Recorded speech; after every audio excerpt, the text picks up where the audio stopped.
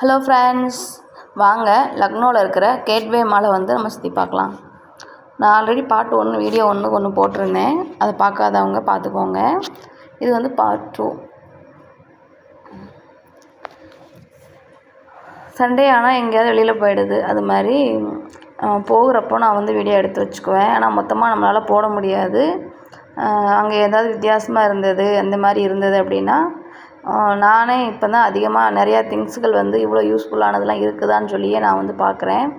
ஆனால் இங்கே நார்த் இந்தியாவில் எல்லார் வீட்லேயுமே டீ குடிக்க கப்பு தான் எல்லோரும் யூஸ் பண்ணுறதே. நம்ம தமிழ்நாட்டில் தான் மோஸ்ட்லி கிளாஸ் நம்ம யூஸ் பண்ணுவோம். இங்கே கிளாஸில் டீ கொடுத்தாலே ஒரு மாதிரியாக பார்ப்பாங்க. வீட்டுக்கு வந்தவங்களுக்கும் கொடுக்கறதில்ல, நம்மளும் அதை இங்கே யூஸ் பண்ணுறதும் இல்லை.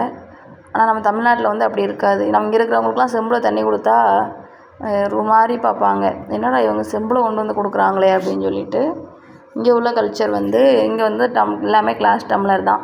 இதெல்லாம் என்னது அப்படின்னு சொல்லி நான் ஆச்சரியமாக பார்த்தேன். இதெல்லாம் டேப்லெட் வைக்கிற பாக்ஸ் தான். விதவிதமாக இருந்தது. வீட்டில் நம்ம பெரியவங்க இருக்கிறாங்க அப்படின்னா டேப்லெட்டு, சிரப்பு, நம்ம பிள்ளைங்களுக்கெல்லாம் வச்சுருப்போம்ல, இந்த சிரப்புலாம் வாங்கி வச்சுருப்போமா, அதெல்லாம் ஸ்டோர் பண்ணி வச்சுக்கிறதுக்கான ஒரு இது போல். அப்புறம் வெஜிடபிளுக்கு உள்ள கூடைகள்லாம் நிறையா இருந்தது. பார்க்க நல்லா இருந்தது.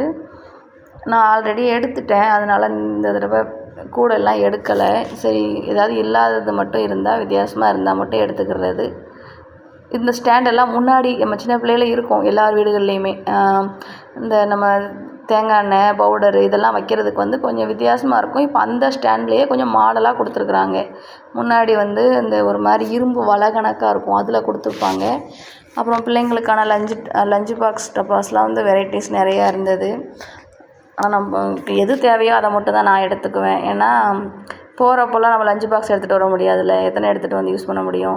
அந்த மிஷின் வெயிட் பார்க்குற மிஷின் தான். ஆனால் இவங்க எல்லாமே எம்ஆர்பி ஒன்று ஒட்டியிருப்பாங்க, ரேட்டு ஒன்றா இருக்கும். இது ஒரு வெயிட் செக் பண்ணுற மிஷின் தான். 11,000 போட்டிருந்தாங்க. என் பசங்க ஒன்றா எடுத்துகிட்டு போய் அந்த மிஷினில் போய்ட்டு நம்ம காமிச்சோன்னா அது QR கோடை ஸ்கேன் பண்ணி என்ன ப்ரைஸுங்கிறத கரெக்டாக சொல்லிடும். எல்லாமே அதாவது ப்ரைஸ் ஒட்டியிருப்பாங்க. ஆனால் அவங்க ஒட்டின ப்ரைஸு வேறையாக இருக்கும். இல்லை அவங்க மாற்றி சேஞ்ச் பண்ணி வச்சுருவாங்க. அதாவது 200 ஒட்டின இடத்துல 500 பொருளை தூக்கி வச்சுருவாங்க. நம்ம 500 பொருள் என்ன நினைப்போம், 200 நினச்சி எடுத்து வந்துடுவோம். நானும் இப்படி தான் ஒரு தடவை எடுத்துகிட்டு வந்திருக்கேன். கம்மியான பட்ஜெட் நினச்சி எடுத்துகிட்டு வந்தேன். வீட்டுக்கு பார்த்தா அதிக பட்ஜெட்டு.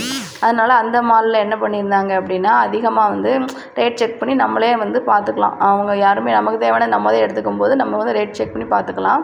இந்த மிஷின் இது சுற்றி விடணும். ஸ்பின்ஸ் அந்த இதை சுற்றி விட்டோம் அப்படின்னா நிறைய ஹிப்ட் ஐட்டம்லாம் வச்சுருந்தாங்க. நமக்கு அது கரெக்டாக அந்த இதில் போய் ஃபிஷ்ஷில் நிற்கணுமாடா கரெக்ட் அது கரெக்டாக நின்னது அப்படின்னா நமக்கு ஹிப்ட்டு ப்ரைஸ் கொடுப்பாங்களாம். ஆனால் நாங்களும் சுற்றி பார்த்தோம். எங்களுக்கு பிளாங்க்லேயே தான் நின்னது. ஆனால் அவங்க நிறையா பேர் சுற்றுனாங்க. யார் சுற்றினாலும் அது பிளாங்க்லேயே நின்னது. அப்புறம் பெரிய பையன் சொல்லிக்கிட்டு இருந்தான், ஏம்மா இவங்க ஏதாவது செட் பண்ணி வச்சுருப்பாங்களோ அப்படின்னு சொல்லிக்கிட்டு இருந்தான். ஆனால் தெரியலை. அப்புறம் இந்த வண்டி கீழே ஃபஸ்ட் ஃப்ளோரில் சுற்றிக்கிட்டே இருந்தது. ஒரு 3 ரவுண்டுக்கு 100 ரூபான்னு சொல்லி சின்ன குழந்தைங்களுக்கு. ஏன்னா என் பிள்ளைங்க போகலேன்ட்டாங்க, வளர்ந்துட்டாங்களே. இது ரொம்ப குட்டி குழந்தைங்க தான் உட்காந்து போயிட்டு என்ஜாய் பண்ணிக்கிட்டு இருந்தாங்க. அந்த குழந்தைங்களுக்காக அவங்க பேரண்ட்ஸ் போகிறவங்களும் போய்கிட்டு இருந்தாங்க. இது 3 ரவுண்டு ஆல்ரெடி இதுக்கு முன்னாடி சுற்றிருக்கோங்கனால இந்த தடவை போகலை. இந்த கேம் தான் விளையாடணும் அப்படின்ட்டாங்க. ஆனால் இதில் ஃப்ரிட்ஜு நிறைய கிஃப்ட்டு அதெல்லாம் பேக் பண்ணி வச்சுருந்தாங்க. ஆனால் உள்ளே என்ன இருக்குங்கிறது தெரியல. நான் கூட எனக்கு இந்த ஓவன் மட்டும் விழுந்தால் போதும், வேறு எதுவும் வேண்டான்னு கூட சொல்லிக்கிட்டு இருந்தேன். ஆனால் சின்ன ஓவனாக தான் இருந்தது.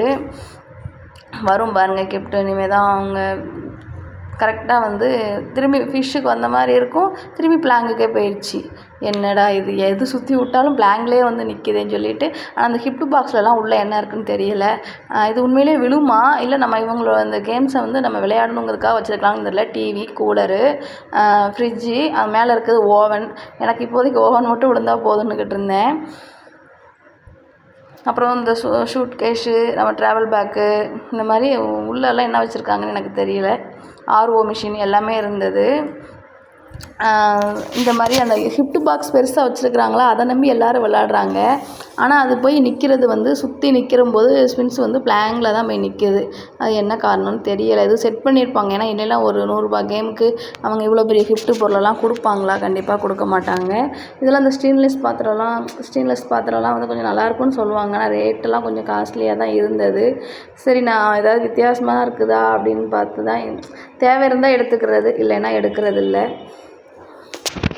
சரி, இந்த வீடியோவை மற்றவங்களும் பார்க்கட்டும், நம்மளோட சேர்ந்து லக்னோ மால் எப்படி இருக்குன்னு நம்ம ஊரில் இருக்கிறவங்களும் பார்க்கட்டும் அப்படின்னு சொல்லி தான் வீடியோ எடுத்து போடுறதேமு. இங்கே வந்து நிறையா இந்த மாதிரி கிளாஸ் ஐட்டங்கள் தான் நிறையா இருக்கும். இங்கே வந்து அவங்க யூஸ் பண்ணுற வீட்டுகளில் நார்மலாக இருக்க ஒரு வீட்டுக்கு போனால் கூட இந்த மெட்டலில் உள்ள தட்டு, இந்த மாதிரி இதெல்லாம் ஃபுல்லாக யூஸ் பண்ணுவாங்க. ஸ்டீல் தட்டுலாம் ரொம்ப ரேர். இங்கேயே பெர்மனெண்ட்டாக இருக்கிறவங்க சாப்பிட மாட்டாங்க. நம்ம தமிழ்நாட்டிலேருந்து வர்றவங்க நான் வந்து 2மே வச்சுருக்கேன். ஆனால் என்ன, இந்த பிளேட்டெல்லாம் டம்முன்னு போட்டு போயிடுறாங்க, அதுக்குன்னு உடஞ்சிருது. பொரோசல்லாம் பார்த்திங்கன்னா அதிகபட்சம் ஒரு 3 மாதம் தான் கண்டினியூவாக யூஸ் பண்ணோம். பொரோசல் கிளாஸ்லாம் 3 மாதம் தான் குடிச்சிட்டு டம்முன்னு வைப்பாங்க, முடிஞ்சிடும், அது உடஞ்சிரும் பார்த்துக்கோங்க. அதுக்காக நான் கொஞ்சம் கம்மியாக தான் யூஸ் பண்ணுவேன்.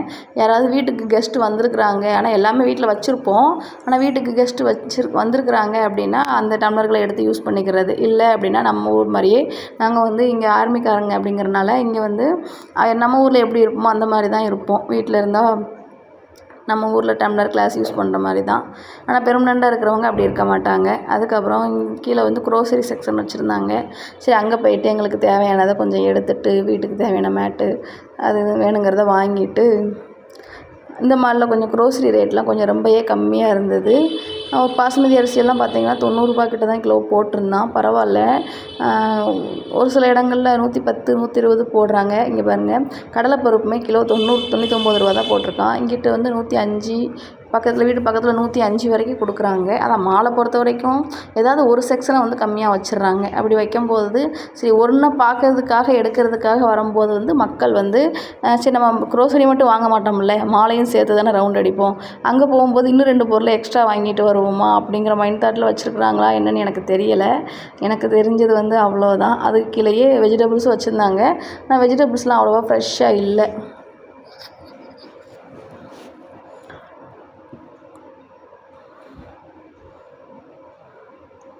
₹73 தான் போட்டிருந்தாங்க பருப்பெல்லாம்.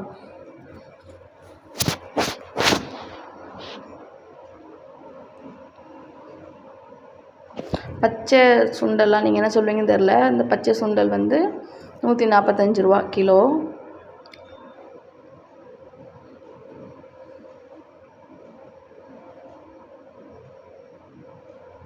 நான் இந்த மாதிரி போனேன்னா இந்த மாதிரி அப்பளம்லாம் வாங்கி வச்சுக்குவேன். ஏன்னா திடீர்னு நம்ம ஊர் அப்பளம்லாம் இங்கே ரொம்ப ரேராக கிடைக்கும். அப்படியே இருந்தாலும் ரேட் அதிகமாக இருக்குது. இது ஒரு பாஸ்மதி அரிசி, ஆனால் நம்ம ஊர் ரேஷன் அரிசி கலரில் இருந்தது. இங்கே பாருங்கள், இந்த பாஸ்மதி அரிசிலாம் பார்த்தீங்களா, ₹89 தான் போட்டிருக்காங்க. ஓரளவுக்கு ஓகேவாக இருந்தது. சரி, இந்த மாதிரி எங்களோட வீடியோ பிடிச்சிருந்தா லைக் பண்ணுங்கள், சப்ஸ்கிரைப் பண்ணுங்கள், மற்றவங்களுக்கும் ஷேர் பண்ணி விடுங்க. லக்னோ பற்றி நீங்களும் லக்னோவில் நாங்கள் போகிற இடங்கள் எல்லாத்தையும் நீங்களும் பார்க்கணும் அப்படின்னா எங்கள் சேனலை வந்து சப்ஸ்கிரைப் பண்ணி வச்சுக்கோங்க. பிடிக்கலைன்னா லைக் பண்ணிவிட்டு போங்க. இளநீலாம் இங்கே நம்ம ஊரில் வந்து ₹50, ₹60, இங்கே 69 கிட்ட. பாய் பாய். பிடிச்சா லைக் பண்ணுங்கள், சப்ஸ்கிரைப் பண்ணுங்கள்.